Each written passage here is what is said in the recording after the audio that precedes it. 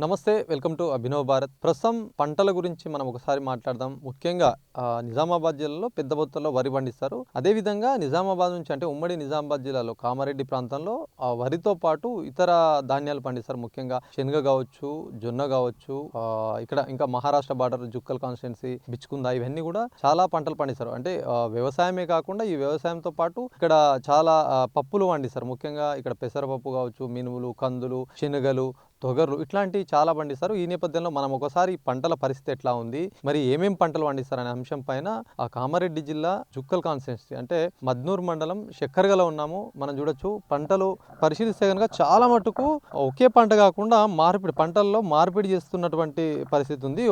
ఇక్కడ మనం ధనియాలు వేశారు, చాలా మటుకు ఇదంతా మనకు కనిపిస్తున్నది ధనియాలు. చాలా మటుకు ప్రతి వంటలో కూడా ధనియాలు ఎక్కువ మొత్తంలో వాడతారు. మరి ఈ ధనియాలు ఎన్నో రకాలుగా యూజ్ అవుతాయి. ఇట్లాంటి మంచి మెడిసిన్స్ వాల్యూ కలిగినటువంటి పంటలు ఇక్కడ పండించడం, ఇలా తరతరాలుగా ఇట్లాంటి పంటలు పండిస్తున్నటువంటి సిచ్యువేషన్ మనం చూసుకుంటే ధనియాలతో పాటు ఇక్కడ మొక్కజొన్న కనిపిస్తుంది, జొన్న కనిపిస్తుంది. జొన్నతో పాటు శనగ, ఇతర పంటలు పండిస్తారు. మాట్లాడదాం, రైతులున్నారు, ఎట్లా సాగు చేస్తున్నారు, మరి ఏ విధమైనటువంటి లాభాలు ఉన్నాయి, గతంలో వాతావరణ పరిస్థితులు ఎట్లా ఉండే, ప్రజెంట్ ఎట్లా ఉన్నాయి, ఒకవైపు మబ్బులు కమ్ముకొస్తున్నాయి 2 రోజుల నుంచి, ఎట్లా ఉన్నాయి అంశం పైన రైతులున్నారు, మాట్లాడదాం.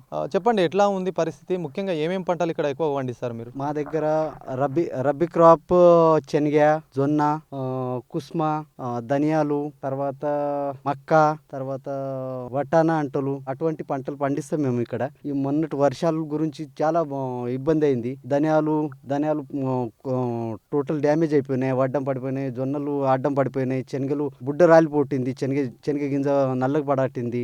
మళ్ళీ కుస్మ అడ్డం పడిపోయింది. దానిపాటు జింకలు ఉన్నాయి, జింకలు, కోతులు, దీని అక్కడికించి చాలా ఇబ్బంది కాటింది. ఇంకా దానికించి పోతే ఇంకా ఇట్లా మాకు మహారాష్ట్ర బార్డర్ ఉన్న అక్కడికించి మాకు ఇక్కడ తెలంగాణ గవర్నమెంట్ ఏమి దానికి ఏమంటారు ఫెసిలిటీస్ ఏమి అవైలబుల్ ఉంచలు, ఎవరు పట్టించుకున్నారు ఇక్కడ మా వ్యవసాయదారులకు. దాని అక్కడికి మేము మహారాష్ట్ర మార్కెట్కి వెళ్తాము. వాళ్ళు ఇక ఏదో ఏమో మాట చెప్పి మోసం చేసిన తిరుగుల పంటలు తక్కువ రేటు లోపల వేసేసుకొని ఈ ధనియాల రేటు ఇక్కడ మన అందుబాటులో మార్కెట్ లేకున్న అక్కడికించి ఇప్పుడు ఈ పంటకు తీసుకుపోవాలంటే మార్కెట్ ఇప్పుడు మాకు ధర్మాబాద్ తీసుకుపోవాలా, వాడదాకా పోవాలంటే ట్రాన్స్పోర్ట్ ఛార్జెస్, ఇవి లేబర్ దొరకలేరు. లేబర్ ఇప్పుడు ఉపాధి హామీ పని స్టార్ట్ అయినక్కడికి లేబర్లు టైంకు రాస్తలేరు. వాళ్ళు ఇక ఇంత పెద్ద ఈ వర్షం ఇది చేసిందంటే ఖరీఫ్ పంట అయితే మా వాగు ఇప్పుడు లేండి ఈ మంజీరా వాటర్స్ ఇట్లనే వెళ్తాయి. మన మహారాష్ట్ర గవర్నమెంట్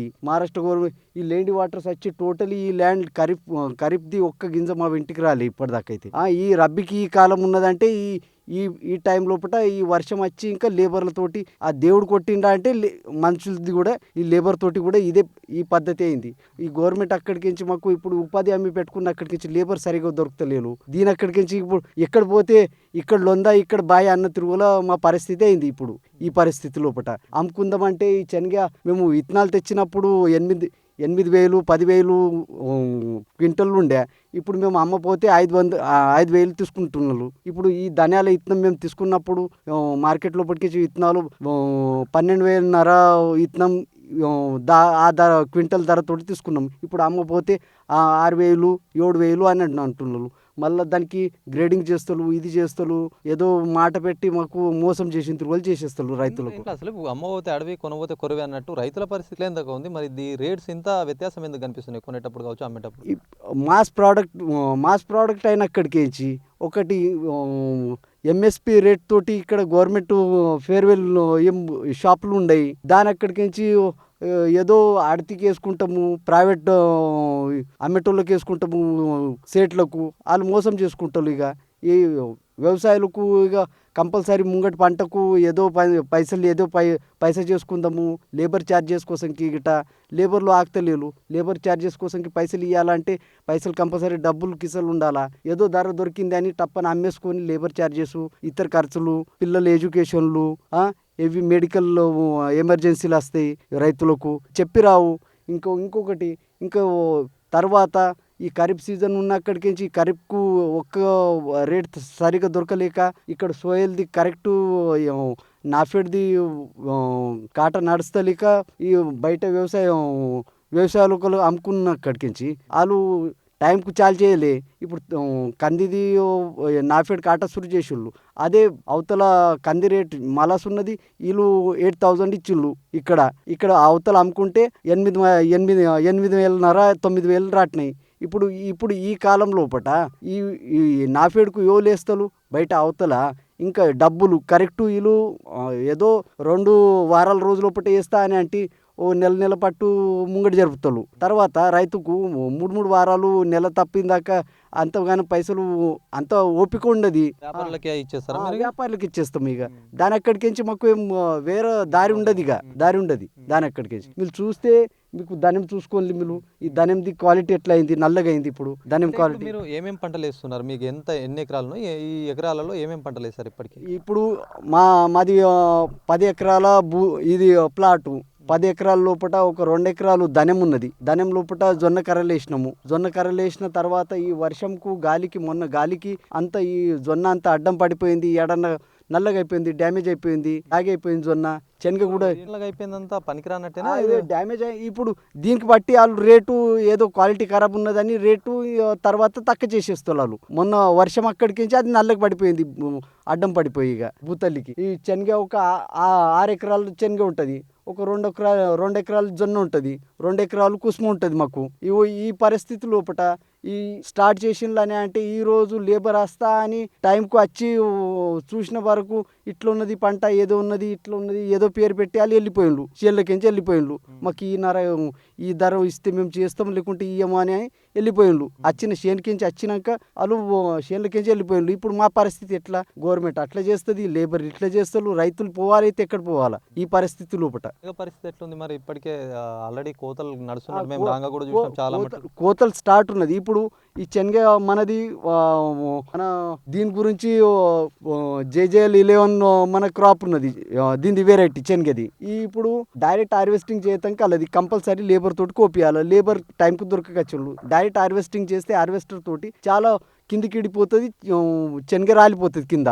ఇప్పుడు ఇంత పరిస్థితి లోపల లేబర్లు టైంకు రాకచ్చిండ్రు. వీళ్ళు చేనుకించి వచ్చిన వాళ్ళు వెళ్ళిపోయిండ్రు. ఇప్పుడు ఈ రైతులది పరిస్థితి ఎట్లా ఉండాలి? ఈ టైం లోపల రైతులు ఏం చేస్తుంది? ఇప్పుడు ఏదో కొద్దిగా పని ఉన్నదంటే చేసుకుంటాడు రైతు. కొత్తిమీర సంబంధించి ధనియాలు అడ్డం పడ్డాయి, బ్లాక్ కలర్ అయిపోయింది. మరి ఇప్పుడు జొన్న కావచ్చు, ఇతర పంటలు కూడా కనిపిస్తున్నాయి. అవి మన ఇతర పంటలు కూడా ఇప్పుడు జొన్న కూడా ఇప్పుడు ఈ వర్షంకు ఈ ఎన్నంతా డ్యామేజ్ అయిపోతుంది, అడ్డం పడ్డ అక్కడికించి నల్లగా అయిపోతాయి జొన్నలు. దీనికి తర్వాత ఇప్పుడు దీనికి లేబర్ తీయాలంటే దీనికి కూడా లేబరే కావాలా. లేబర్ దీనికి తీయాలా, కట్టలు కట్టాలా, ఎండ్లు ఇరాలా, మళ్ళీ హార్వెస్టింగ్ చేయాలా. దీనికోసంకి లేబర్ టైంకు దొరకలు. ఇప్పుడు ఉపాధి హామీ పని స్టార్ట్ అయిందంటే దీనికి జొన్న తీయతంకు లేబర్ తర్వాత ఎవరు వస్తారు? మన చేనుకి ఎవరు వస్తారు? చాలా మంది ఇప్పుడు ఎక్కడ మీరు మహారాష్ట్రకి అమ్ముతారా, లేకపోతే ఇక్కడ మద్దూరు మార్కెట్లో ఇస్తారా? ఇప్పుడైతే నాఫెడ్ కాట అయితే చాలు కాలే ప్రస్తుతం అయితే. ఇప్పుడు తీసుకుపోవాలైతే ప్రైవేట్ కాటో వాళ్ళ దగ్గరికి, అడితి వాళ్ళ దగ్గర. వాళ్ళేమంటారు, అది తీసుకున్నాక ఈ పంట వచ్చేటప్పుడు ఒక ధర ఉంచిండ్రు. ఇప్పుడు పంట మాస్ క్వాంటిటీ లోపల రాగానే వాళ్ళు ధర దించేసిండ్రు. టోటల్ MSP రేట్ కన్నా తక్కువ చేసేసిండ్రు. 5,500 చేసేసిండ్రు, 5,500 చేసేసిండ్రు. ఇప్పుడు ఏం పరిస్థితి? రైతులు ఎక్కడ పోవాలా? చాలా కోతలు అయిపోయినాయి శనగ. మరి ఇక్కడ ఆల్రెడీ ఇప్పటికే స్టార్ట్ చేయాలా మార్కెట్ కొనుగోలు? ఇంకా ఏం దాని గురించి ఏం సపోర్ట్ లేదు. అదే మొన్ననే కందిది అనంగా కందిది స్టార్ట్ చేసిండ్రు. వీళ్ళు స్టార్ట్ చేసుడుకు అవతల మార్కెట్ మంచిగా భూమి వచ్చింది. అక్కడ బయట రైతులు అక్కడ అమ్మేసుకున్నట్టు. ఈ మిల్లు టైంకు అందుబాటులో లోపల ఉండి ఆ టైం లోపల మిల్లు స్టార్ట్ చేస్తే నాఫెడ్ కాటకు ఇప్పుడు కందిలు వస్తుండే అదే ఇప్పుడు రేటుకు. ఇప్పుడు రైతులు అవతల అమ్ముకున్నాక బయట అడతిలోకి అమ్ముకున్నాక మీరు తర్వాత నాఫెడ్ కాట స్టార్ట్ చేసి కూడా అది ఏం ఫాయిదా? తర్వాత ఈ రైతుల పట్టల మీదకించి వాళ్ళు వ్యాపారులు ఈ నాఫెడ్ కాటకి వేసుకుంటారు. ఇక్కడైతే గవర్నమెంట్ అంటది రైతులకు మేము నాఫెడ్ కాట స్టార్ట్ చేసినాము, MSP ఇచ్చినాము. ఆ MSP రైతులకు దొరకది, అది తీసుకునేది ఆ వ్యాపారుల పట్టల మీద వాళ్ళు అమ్ముకుంటారు. వ్యాపారి రైతులు అనగలగలు ఎట్లేమంటే వాళ్ళ దగ్గరికి డబ్బులు తీసుకున్న అక్కడికి అవసరం ఉన్నప్పుడు డబ్బులు తీసుకున్న అక్కడికి వాళ్ళకి పట్ట ఇస్తారు. సప్పుడు దాకా మీకు రేట్ ఇచ్చినామని ఏం అనగలగలు రైతులు ఆ టైం లోపల. ఈ చెప్పుకుంటే బాధ, మూసుకుంటే పానం పోతుంది అన్న తిరుగుల పరిస్థితి ఉన్నది ఈ రైతులది ఈ స్టేజ్ లోపల. శనగ పండిస్తున్న రైతులకు కన్నీరే మిగులుతుందని చెప్పొచ్చు. ఎందుకంటే ఇప్పటికే చాలా మట్టుకు శనగ పంట అంతా కోతలు కోసారు. అవన్నీ తీసుకొచ్చి మొత్తం శుద్ధి చేస్తున్నారు. ఇవన్నీ తీసుకొచ్చి మార్కెట్‌లో అమ్ముతారు. అసలు మార్కెట్‌లో ఇప్పటివరకు కొనుగోలు కేంద్రాలు చేయకపోవడం రైతులు ఆవేదన వ్యక్తం చేస్తున్నటువంటి పరిస్థితి. ఈ మార్క్‌ఫెడ్ సంబంధించి వాళ్ళకు అక్కడ ఫెసిలిటీస్ ఉంటాయి. ఎంతో కొంత ధర బయట వ్యాపారుల కంటే ఎక్కువ వస్తుందని చెప్పేసేసి చాలామంది కొనుగోలు కేంద్రాలకు తీసుకెళ్తారు. అక్కడ ఇప్పటికీ కొనుగోలు కేంద్రాలు ఏర్పాటు చేయకపోవడంపై రైతులైతే ఎప్పుడెప్పుడా అని ఎదురు చూస్తున్నారు. మరి ప్రభుత్వం పట్టించుకోవాలి. మనం చూడొచ్చు శనగ పంట. ఈ శనగ పంట చూడొచ్చు మనం. ఇక్కడ నుంచి దాదాపు చాలా పెద్ద మొత్తంలో పంట సాగు చేశారు. ఇప్పటికే కోతలు స్టార్ట్ అయ్యాయి. దీని అన్ని ప్రాసెస్ అంతా ఉంటుంది. ఈ ప్రాసెస్ అయిన తర్వాత వ్యాపారులకు అనుకూలాన్ని బట్టి వ్యాపారులు కావచ్చు, ఇక్కడ ప్రభుత్వం ఏర్పాటు చేసినటువంటి కొనుగోలు కేంద్రాల్లో ఇవన్నీ తీసుకెళ్తూ ఉంటారు. అక్కడ ప్రభుత్వం అయితే ఇప్పటికే 5,650 రూపాయలు అయితే ప్రకటించినటువంటి సిచ్యువేషన్. మరి ఇప్పటికీ జిల్లాలో ఏర్పాటు కాలేదు. చాలా చోట్ల కొనుగోలు కేంద్రాలు ఏర్పాటు కానప్పటికీ రైతులైతే తమ పంట చేతు పట్టుకొని వ్యాపారుల చుట్టూ తిరుగుతున్నారు. వ్యాపారులకు ఇక్కడ కొనుగోలు కేంద్రాలకు ఒకసారి బ్యారేజ్ చేసుకుంటే దాదాపుగా 600 వరకు అయితే నష్టపోతున్నారు. మరి ఇంత ప్రభుత్వం సహాయం చేస్తాము, ఇంత రైతులకు మద్దతు నిలుస్తాము, అండగా నిలుస్తామని చెప్తే ప్రస్తుతం మాకు చాలా లాస్ అవుతుందని చెప్తున్నారు. ఒకవైపు గతంలో సాగు చేసినటువంటి పంట సాగులో చాలా నష్టాలు వాటిల్లాయి. మరి దీంతోపాటు ప్రభుత్వం ఈ విధంగా ఆదుకోకపోవడంపై అన్నదాతలు రైతులైతే ఆందోళన వ్యక్తం చేస్తున్నారు. ఏంది శనగ పంట ఎన్ని ఎకరాలలో వేసారు మీరు? 6 ఎకరాలు ఉంటాయి ఈ శనగ పంట. దాదాపు దీనికి పెట్టుబడి ఎకరానికి 10,000 తగ్గుతాయి సార్. దీనికి తర్వాత వాటర్ ఉంటే మంచి ఈల్డ్ వెళ్తుంది మనకు. తర్వాత ఈ టైం లోపల ఈ కోతకు వచ్చింది. ఈ లేబర్లు ఈ టైంకి వచ్చి ఈరోజు లేబర్లు వచ్చి చూసి ఏదో ఎండిపోయింది, బుడ్డ రాలుతుంది, గిదయింది అని ఏదో ఒక పేరు పెట్టి వెళ్ళిపోయిండ్రు లేబర్లు. ఉపాధి హామీ స్టార్ట్ అయింది, మేము 2 వద్దులు అయినాక కోస్తాము, ఇంకో కొన్ని రోజులు అయినాక కోస్తాము, అది ఇది ఇక ఈ బుడ్డ రాళ్ళు అక్కడికించి ఇన్నొద్దులు కష్టపడ్డ అక్కడికించి ఏం చేసుకోవాలని ఇక మేమే ఇంటోళ్ళు ఎంతో అంతో అని కోయతంకు స్టార్ట్ చేసినాం ఈరోజు. ఈ గాలి లోపల చాలా ఈ వర్షం అక్కడికించి బుడ్డ రాలిపోయింది, పంట నష్టం అయిపోతుంది. ఇంకా తర్వాత వన పశువులు గిట్ట దీనిలో ఇది చేస్తున్నాయి. ఈ మానజాలము ఒక ఎకరానికి ఎంత 10,000 ఖర్చు వస్తాయి సార్. ఎంత వస్తాయి? ఎన్ని బస్తాలు వెళ్తాయి? ఎకరానికి 6 క్వింటల్ 7 క్వింటల్ ఈల్డ్ వెళ్ళాటి ఎకరానికి ఈ ఫేజ్ లోపట. ఈసారి మంచిగా ఈల్డ్ వెళ్ళాటిందని రైతులు ఇది ఉంటే దాని అక్కడికించి లేబర్ అక్కడికించి ముక్కు పట్టాటింది. తర్వాత అమ్మ తంగిపోతే ఇప్పుడు మేము కొన తంగిపోతే ఇదే ఇత్తనాల ధర 10,000 8,500 ఉండే. ఇప్పుడు అమ్మ తంగిపోతే నాఫేడ్ది ఎంఎస్పి రేటు 5,650 ఉన్నది సార్. ఇక్కడ అవతల అమ్మతంగా పోతే 5,200, ఈ 5,000 దానికి గ్రేడింగ్ చేసి ఇంకా మళ్ళీ లోపలనే తెస్తారు వాళ్ళు.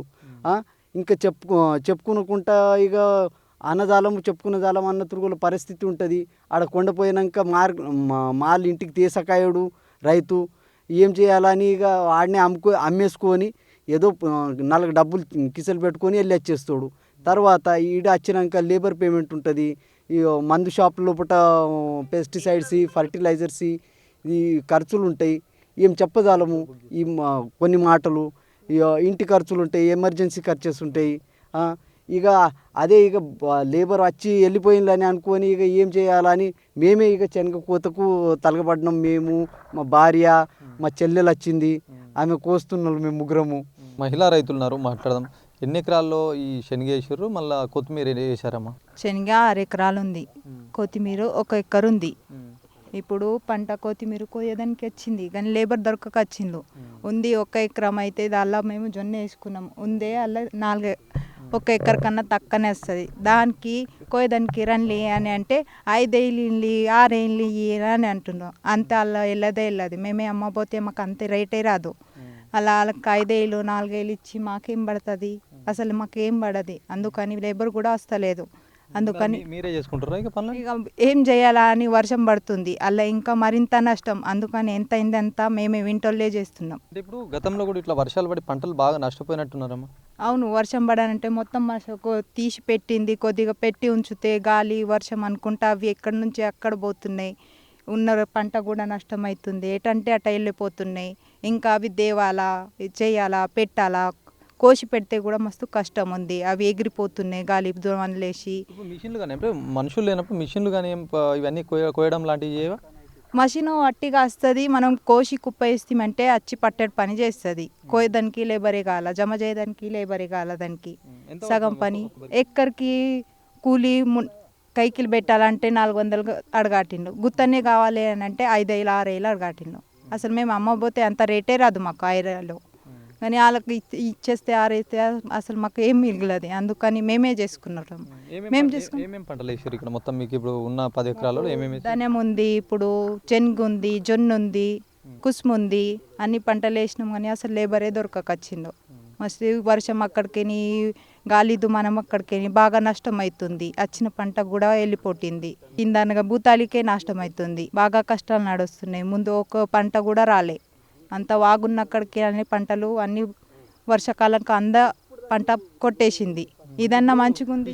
ఈ శనగ కావచ్చు, ఇది ఎన్ని నెలలు ఇది మొత్తం చేతికి రావాలంటే ఎన్ని నెలలు సమయం పడుతుంది? 3 నెలల దాకా అంటే వచ్చేస్తుంది. 3 నెలల వచ్చేస్తుంది. ఇప్పుడు దీనికి వాటర్ పట్టాయి. అసలు వర్షాకాలం వచ్చిపోయిందంటే అలకేస్తే అయిపోయాయి. ఇక వాటర్ ఉన్నోళ్ళు వాటర్ పెట్టుకుంటారు, ఇది చేస్తారు. తర్వాత వాటర్ లేని వాళ్ళు అంతే ఉంటుంది. ఇక ఎట్లా ఉంది పంటలు అంటే మీరు ఎక్కడి నుంచి చూడడానికి వచ్చారా లేకపోతే వ్యవసాయం చేస్తారా మీరు? మాది నిజామాబాద్. ఇక్కడ మా అన్నయ్య వాళ్ళు ఉంటారు, వాళ్ళు వ్యవసాయం చేస్తారు. అక్కడ నిజామాబాద్లో ఓన్లీ వరి మాత్రమే పండిస్తారు. ఇక్కడ మాత్రం మహారాష్ట్రలో అన్ని రకాలుగా మనం ప్రతి ఒక్కటి వంటకు యూజ్ చేస్తే ప్రతి ఒక్క ఐటెం కూడా పండిస్తారు ఇక్కడ. ఆ పప్పు దినుసులు కానీ మనం వాడుకునే వస్తువులు అన్నీ ప్రతి ఒక్కటి కూడా ఇక్కడ వీళ్ళు స్వయంగానే పండిస్తారు. మళ్ళీ ఇక్కడ వీళ్ళు ఏంటంటే లేబర్స్ కూడా దొరకట్లేదు. అలా అని చెప్పేసి మా అన్నయ్య వాళ్ళు ఒకసారి రండి అంటే మార్నింగ్ వచ్చినాము, ఇప్పటి వరకు ఇక్కడనే ఉన్నాం. వాతావరణం కూడా కరెక్ట్ లేదని అంటున్నారు. ఏమన్నా అంటే నష్టాలు వస్తున్నాయి? ఈ వర్షం ఒకేసారి పడితే ఇదంతా మొత్తం నాశనం అవుతుందని చెప్పి మీరే మొత్తం రైతులే చేస్తున్నారు ఇదంతా? అవునండి, మేము ఇంతకన్నా ముందు కొంచెం అయితే తీసుకొని పక్కన దాపెట్టుకోవడానికి వస్తుంది. ఇది ఇంత పెద్ద పంట కాబట్టి ఎక్కడ పెట్టుకోలేము. ఏదో మన పని మనం చేసుకుందాం అన్నట్టుగా మేము తీసుకొని పక్కన పెట్టుకునేసరికంటే ఈ వర్షాలు కానీ తుఫాను కానీ ఏదో ఒకటి వచ్చి మేము పక్కన పెట్టేసుకుంది ఆ మాత్రం కూడా తీసుకొని వెళ్ళిపోతుంది. మొత్తం కామారెడ్డి జిల్లాలో ఈ మద్నూరు కావచ్చు, ఈ బిచ్చుకుంద కావచ్చు, ఈ మద్నూరు మండలంలో చాలా ప్రాంతాలు ఇవన్నీ కూడా నల్లరేగడి భూములు. దీంట్లో పెద్ద మొత్తంలో పంటలు పండిస్తారు. ముఖ్యంగా మనం వరి ఎట్లా జిల్లాలో పెద్ద మొత్తంలో సాగు చేస్తారో ఇక్కడ పప్పు దినుసులు అంటే తృణధాన్యాలు కావచ్చు, ఈ జొన్న కావచ్చు, శనగలు, కందులు, పెసర్లు, మినుములు, సన్ఫ్లవర్ కావచ్చు, తర్వాత కుసుమాలు, ఇలాంటి పంటలు పెద్ద మొత్తంలో పండిస్తారు. ఇక్కడే మహారాష్ట్ర సరిహద్దు ఉంటుంది. ఇక్కడ ఏదైతే పండించినటువంటి పంటల ఇవన్నీ కూడా పక్కన మార్కెట్కు అంటే వ్యాపారస్తులకు మొత్తానికి అమ్మేస్తూ ఉంటారు. ఎందుకంటే ప్రభుత్వం ఇప్పటికే ఏర్పాటు చేయాలి కొనుగోలు కేంద్రాలు కావచ్చు. దీనికి సంబంధించినటువంటి మద్దతు ధర ఒకవైపు లేకపోవడము, కూలీలు కొరత ఉండడము, అప్పులు చేసి పెట్టినటువంటి రైతన్నలు ఏదో ధరకు ఎంతో కొంత ఇప్పుడు ప్రభుత్వం ప్రకటించినటువంటి ధరకు కాకుండా 600, 500, 700 వరకు కూడా వ్యత్యాసం ఉంటుంది. అయినప్పటికీ రైతులు పెట్టుబడి పెట్టి తమ డబ్బులు ఇప్పటికే కూలీలకు కావచ్చు, ఇతర ఏదైతే మందులు కావచ్చు, ఇట్లాంటి ముందస్తుగా పెట్టుబడి పెడతారు కాబట్టి వాళ్ళందరికీ ఇచ్చేది ఉంటుంది. కాబట్టి ఒకవైపు అకాల వర్షాలు పడుతున్నటువంటి సిచ్యువేషన్, ఎప్పుడు ఏం జరుగుతుందో తెలియని పరిస్థితి. గతంలో చూసుకుంటే వర్షాకాలంలో సైతం విపరీతమైనటువంటి వర్షాలు వచ్చాయి. మొత్తం పంటలకు చాలా నష్టం వాటిల్లింది. రైతులు ఇప్పటికే ఆ నష్టాన్ని కోలుకోకుండా ఇప్పటికే పంటలు సాగు చేసినప్పటికీ ప్రస్తుతం గత 2-3 రోజుల నుంచి వర్షాలు వస్తున్నాయి. ఈ నేపథ్యంలో రైతులు ఆందోళన వ్యక్తం చేస్తున్నారు, ఆవేదన వ్యక్తం చేస్తున్నారు. చాలా పెట్టుబడి పెట్టినప్పుడు చాలా పెద్ద మొత్తంలో ఖర్చు అయింది. ఇప్పటికీ కొనుగోలు కేంద్రాలు ఏర్పాటు చేయకపోవడం, దీనికి సంబంధించి ఇప్పటికే నష్టాలు వాటిలతో ఏం చేయాలో అర్థం కాక వ్యాపారాలను ఆశ్రయిస్తున్నారు. ఎంతో కొంత తక్కువ ధరకైనా అమ్మేస్తున్నాము, ప్రభుత్వం ఖచ్చితంగా తమని ఆదుకోవాలి, కొనుగోలు కేంద్రాలను వెంటనే ఏర్పాటు చేసి రైతులకు ఒక ధర ప్రకటించి కొనుగోలు చేయాలని చెప్పి వాళ్ళు డిమాండ్ చేస్తున్నారు, కోరుతున్నటువంటి సిచ్యువేషన్. కెమెరా పర్సన్ సందీప్తో శ్రీనివాస్, అభినవ్ భారత్, కామారెడ్డి జిల్లా నుంచి.